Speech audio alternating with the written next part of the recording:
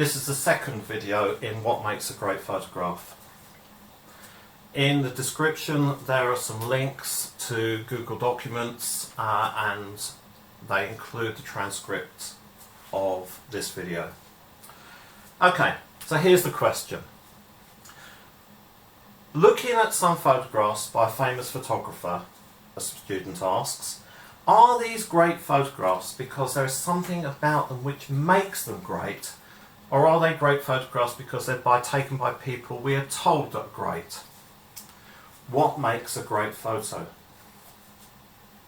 To get some responses to the question, I posted it on several Facebook groups and watched the replies come in. Naturally, the replies considered variably. That's fine. At one end of the spectrum of replies were summed up by the following comment. I have to be honest here and say that I feel nothing looking at Ansel Adams' work. I don't really think it's great. I look at it and think, why is this famous?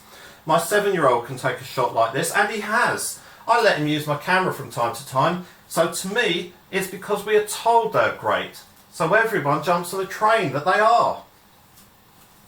Well, everyone's entitled to their own opinion, but frankly, not everybody's opinion needs to be taken seriously.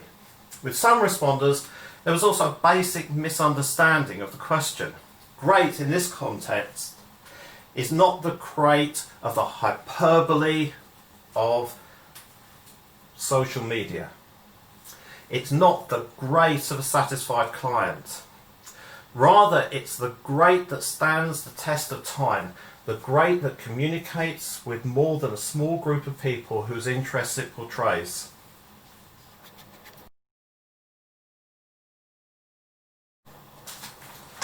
At the other end of the spectrum, there were some very considered answers. I particularly like this one. Good question. I think what makes a good photo depends about the context of the picture and the intent of the photographer. Many great pictures were taken for people that were in the right place at the right time and had a camera with them. They may not care about anything about composition or light direction or any technical stuff. They were just lucky to be there and shoot.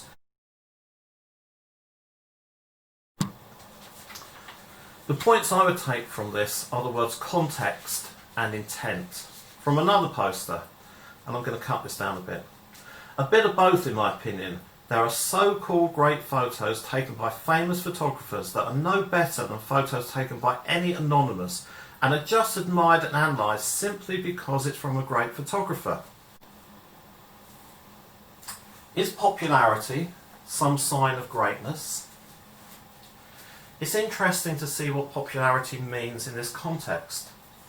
I posted 2 images on Facebook at the same time. One was of Loch Lochy in Scotland. The other was a studio shot of my bearded dragon. Within 12 hours Loch Lochy had 142 likes and the dragon had 118 likes. Does that make them both popular images? Who knows? Does that mean that one is more popular than the other? Who knows? Does the difference in likes have any meaning to the quality of the photograph? Of course not. There is no objective standard to judge by. In the case of this exercise, I did not post images on my home profile or Facebook page, but in user groups for the type of camera that I take and the type of camera that I use. If I posted them in different groups, I would have undoubtedly got different results. There are those who seem to believe their work must be good because their friends like it. The ultimate in vanity publishing.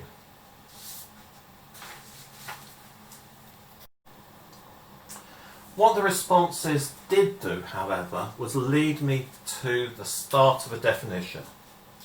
And here's what I'm going to offer you. Great photographs are often made by consistently good photographers who are able to purposely create image within a context that others will respond to. If these photographs are already well known, then their work will have greater engagement and a wider audience than otherwise. So what kind of photograph is considered great? From a personal photographic perspective, I know that what I consider to be good in my own work is not what other people always like. I recently posted 2 images in more or less the same Facebook groups that I posted the original pictures. The first was, in my opinion, a fairly dramatic landscape taken on the A82 north of Glasgow in Scotland. The second was a shot of 2 World War II veterans conversing after a remembrance survey in Buckinghamshire. Needless to say, the candid grab shot of 2 elderly gents won hands down, despite the fact it was clearly the inferior photograph. This goes back to my working definition above. While people can and do appreciate the beauty of a Scottish landscape, it simply does not have the same context as the other photograph. There is a smaller human connection with a landscape than with an image of 2 World War II veterans. It does not evoke the same response from the viewer. Over a 24-hour period, my landscape enlisted, for me, an impressive 250 likes. But there was roughly 1/6 of the likes for the elderly gentleman. A telling point here for me is that technical expertise comes a long way behind personal connection.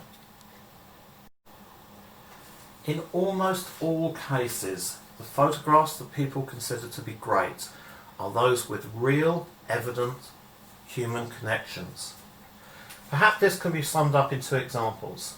The first, from Don McCullin, shows an albino boy clutching an empty corned beef tin in Nigeria in 1968.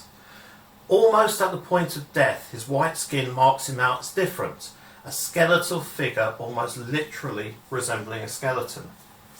The second, by Steve McCurry, is one of the most widely recognised photographs of all time.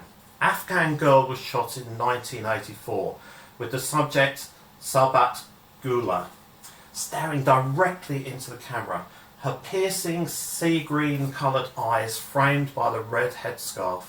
Her image almost instantly became a symbol both of the Afghan conflict and the situation of refugees worldwide.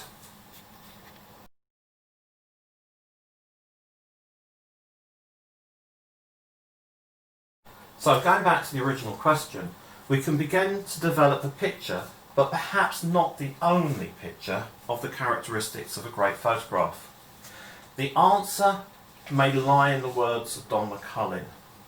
A great photograph speaks.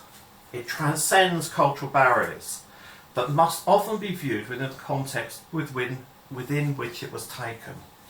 It is utterly facile to argue that your 7-year-old son is better than Ansel Adams at photography. In his autobiography, Adams describes the process whereby he created Monolith in 1927. I only had 1 plate left. I attached my other filter, a Raton 29F, to increase the exposure by 16 times and released the shutter. I felt I had accomplished something, but did not realise its significance till I developed the plate that evening. I had achieved my first true visualisation. I had been able to realise a desired image, not the way the subject appeared in reality, but how it felt to me and how it must appear in the final print.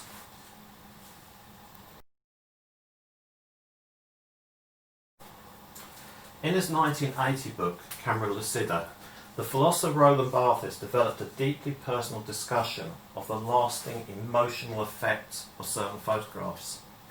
Barthes considered photography, or at least some photography, to be asymbolic. That is, it is irreducible to the codes of language or culture, as it acts on the body as much as the mind.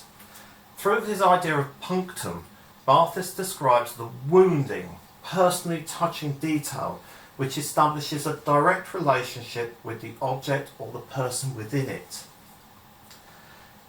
If Barthes is right, then a great photograph is visceral. It connects to a deep emotional feeling and bypasses the intellect entirely. Certainly that appears to be the case with McCullin and Adams. It is a feeling. So, as a final definition, Great photographs are often made by consistently good photographers who are able to purposefully create images within a context that others will respond to. If those photographers are already well known, then their work will have a greater engagement with a wider audience than otherwise.